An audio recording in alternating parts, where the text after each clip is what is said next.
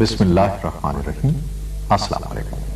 ایک زمانہ تھا کہ جب پاکستان میں صرف سرکاری T V channel P T V ہوا کرتا تھا، لیکن یہ چینل محض عوامی تفریح و تباہ کے لیے نہ تھا، بلکہ ابلاغ کی ذمہ داریاں نبھانے کے ساتھ ساتھ قوم کی اخلاقی اور سماجی تربیت کا بھی ذمہ دار تھا۔ اس زمانے میں پی ٹی وی کے ڈرامے اور فنکار عوام کے دلوں پر راج کرتے تھے، اور رات 8 بجتے ہی گھر بھر کے بوڑھے، جوان، خواتین اور بچے پرائم ٹائم میں نشر ہونے والا ڈرامہ دیکھنے کے لیے ٹی وی کے گرد جمع ہو جاتے تھے۔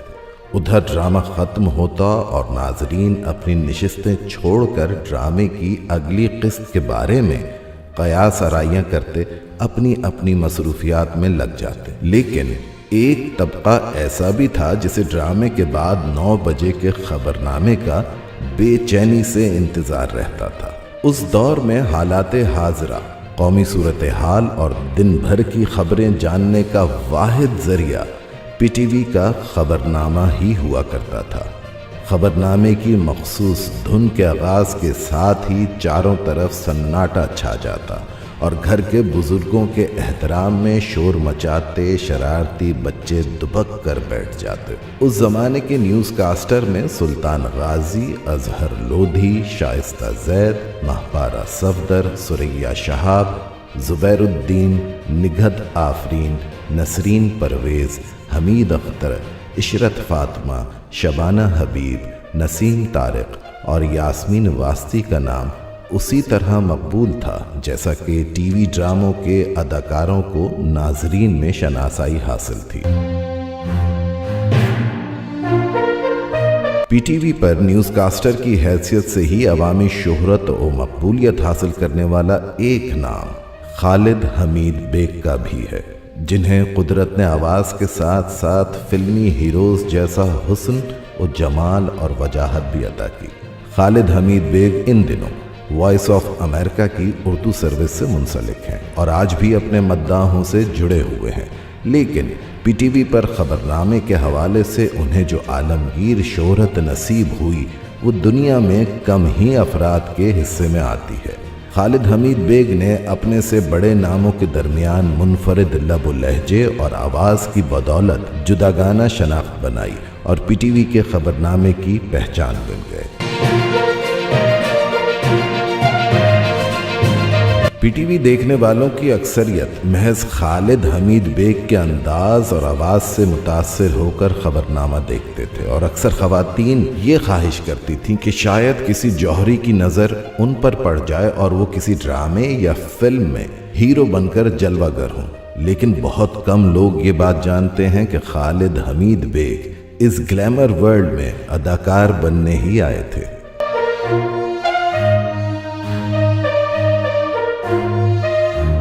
لوگ انہیں وحید مراد سے تشبیہ دیتے تھے اور فلمی ہیروز والا رکھ رکھاؤ بھی ان میں سمایا ہوا تھا، لیکن تقدیر نے ان کا دانہ پانی کہیں اور لکھا تھا۔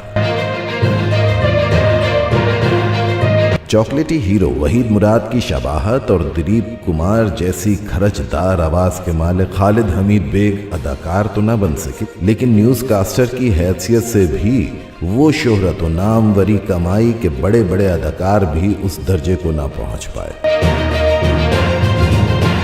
خالد حمید بیگ 24 دسمبر سن 1950 کو راولپنڈی میں پیدا ہوئے۔ ان کے والد مرزا عبدالحمید بیگ کا تعلق مراد آباد، دہلی سے تھا، جہاں سے وہ ہجرت کر کے پاکستان آئے۔ وہ علی گڑھ یونیورسٹی سے فارغ التحصیل تھے۔ پاکستان میں آنے کے بعد وہ فوج میں ملازم ہو گئے۔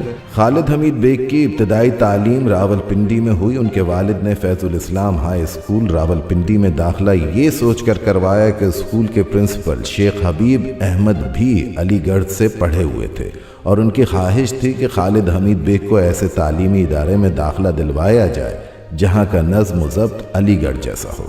فیض الاسلام کے اساتذہ نے ان کی تعلیم و تربیت اور شخصیت سازی میں کلیدی کردار ادا کیا۔ بعد ازاں انہوں نے پنجاب یونیورسٹی سے گریجویشن کیا۔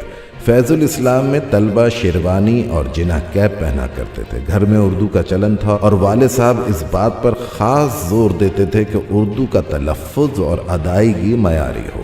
گھر کے قریب ہی ایک مدرسے سے ناظرہ قرآن کی تعلیم حاصل کی۔ وہیں خوش خطی کی کلاسز بھی ہوتی تھیں۔ ناظرہ کی تعلیم سے ان کا تلفظ اور مخرج بہتر ہوئے۔ خالد حمید بیگ اسکول میں داخل ہوئے تو ان کے اردو تلفظ اور ادائیگی نے اساتذہ کو بے حد متاثر کیا۔ ان کے اساتذہ عبید السلام زینی اور صغیر احسن نے ان کی صلاحیت کو بھانپتے ہوئے انہیں اسکول کی جانب سے تقریری مقابلوں کے لیے منتخب کر لیا۔ پہلی بار انہوں نے سیرت النبی صلی اللہ علیہ وآلہ وسلم پر ایک تقریری مقابلے میں حصہ لیا اور پھر کئی مباحثوں اور تقریری مقابلوں میں اسکول کی نمائندگی کرتے ہوئے انعامات جیتے۔ خالد حمید بیگ کی تقریر ان کے ٹیچر صغیر احسن مرحوم لکھا کرتے تھے۔ انہی دنوں لیاقت باغ راولپنڈی میں ایک بڑے جلسے میں خالد حمید بیگ کو محترمہ فاطمہ جناح کے سامنے تقریر کرنے کا موقع ملا۔ محترمہ کو ان کی تقریر اور انداز اس قدر بھایا کہ انہوں نے داد کے ساتھ نوعمر خالد حمید بیگ کے لیے 50 روپے نقد انعام بھی دیا۔ اگلے روز روزنامہ جنگ نے خالد حمید بیگ کی تقریر کرتے ہوئے تصویر کے ساتھ محترمہ فاطمہ جناح کا یہ جملہ بھی لگایا کہ لگتا تھا کہ ننھے سے جسم میں کوئی بڑی روح بول رہی ہے۔ یہ الفاظ خالد حمید بیگ کے لیے غیر معمولی اعزاز تھا۔ محترمہ کی جانب سے ملنے والے 50 روپے انعام کی رقم سے خالد حمید بیگ نے دلیپ کمار کی فلم انداز جیسا سوٹ سلوایا اور کئی سال تک اسے پہن کر اپنے فیوریٹ ہیرو کے اس اسٹائل سے محظوظ ہوتے رہے۔ خالد حمید بیگ دلیپ کمار کے زبردست مداح تھے اور ان کی فلمیں شوق سے دیکھا کرتے تھے۔ جب 80 کی دہائی میں دلیپ کمار پاکستان آئے تو خالد حمید نے راولپنڈی میں ان سے خصوصی ملاقات کی اور دلیپ صاحب کے لیے اپنے دل میں خصوصی عقیدت اور محبت سے انہیں آگاہ کیا۔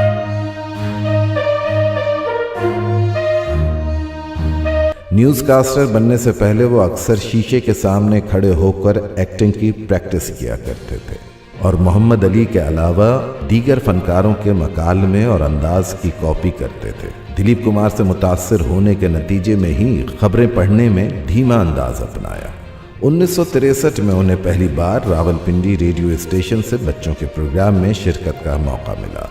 وہاں مستر اکبر آبادی نے انہیں مائک کے سامنے بولنے کا فن سکھایا اور ان کی صداکاری کو بہتر کرنے میں مددگار و معاون ثابت ہوئے۔ بچوں کے پروگرام میں شرکت کا معاوضہ 5 روپے ملتا تھا۔ یہ پروگرام ہر اتوار کو صبح 9 بجے آن ایئر ہوتا تھا۔ خالد حمید بیگ 4 سال تک اس پروگرام سے وابستہ رہے۔ ریڈیو پاکستان ان کے لیے ایک بہترین تربیت گاہ ثابت ہوا۔ 4 سال تک بچوں کا پروگرام کرنے کے بعد وہ ریڈیو پر ہی اناؤنسر بن گئے اور پھر کچھ عرصے بعد خبروں کے شعبے سے وابستہ ہو کر نیوز کاسٹر کی ذمہ داریاں سنبھال لی۔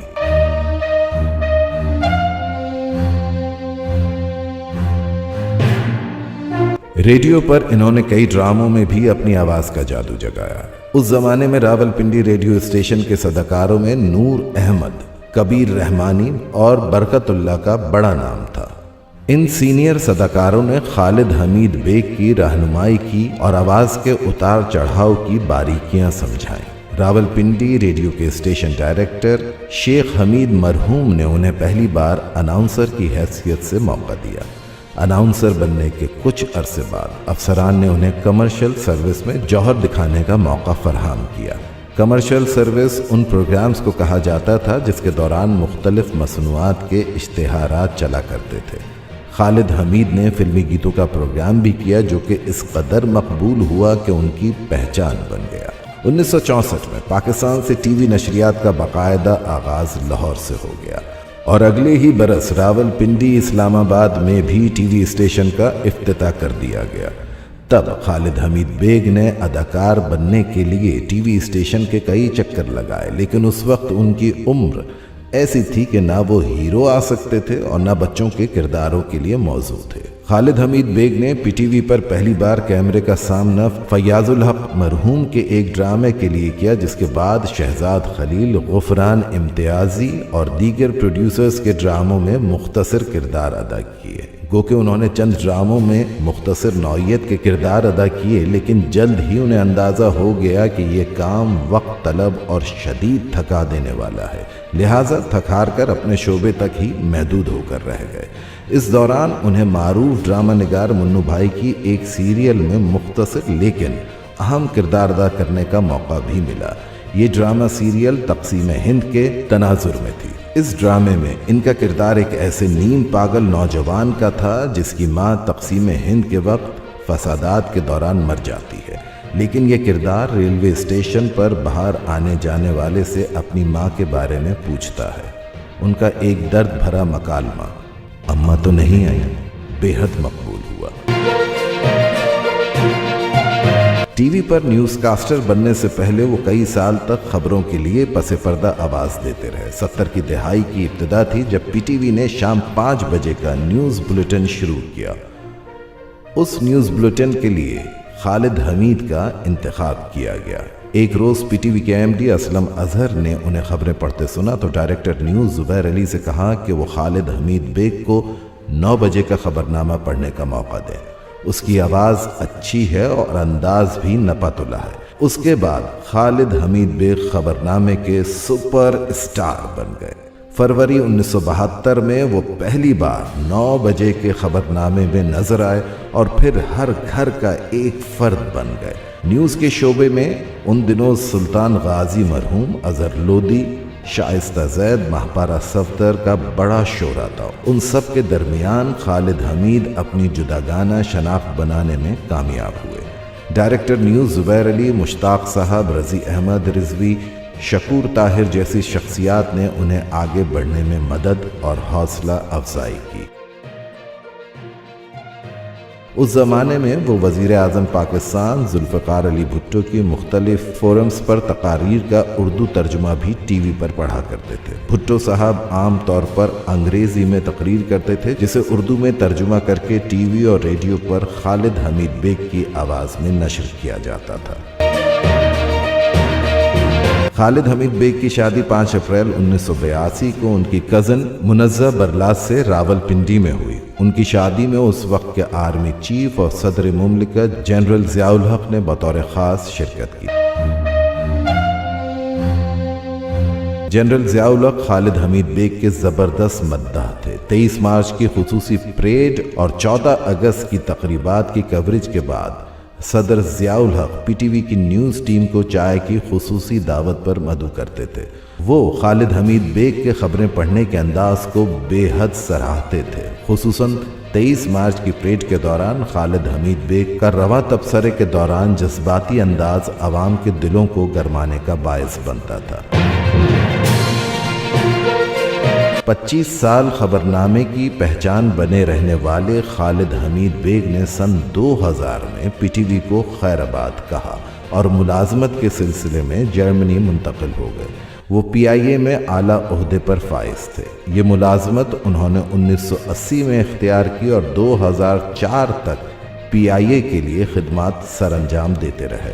1990 میں انہیں جرمنی میں مینیجر تعینات کر دیا گیا، جس کے باعث انہیں ٹی وی چھوڑنا پڑا۔ سن 2000 میں ان کا تبادلہ واشنگٹن کر دیا گیا۔ پی آئی اے سے ریٹائرمنٹ لے کر 2005 میں وہ وائس آف امریکہ سے وابستہ ہو گئے اور یہ سلسلہ اب تک جاری و ساری ہے۔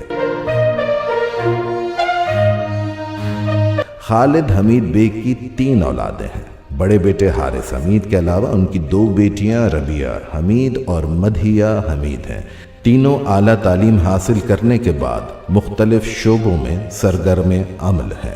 خالد حمید کی فیملی میں ایک بڑی بہن اسلام آباد اور ایک چھوٹی بہن کراچی میں مقیم ہے۔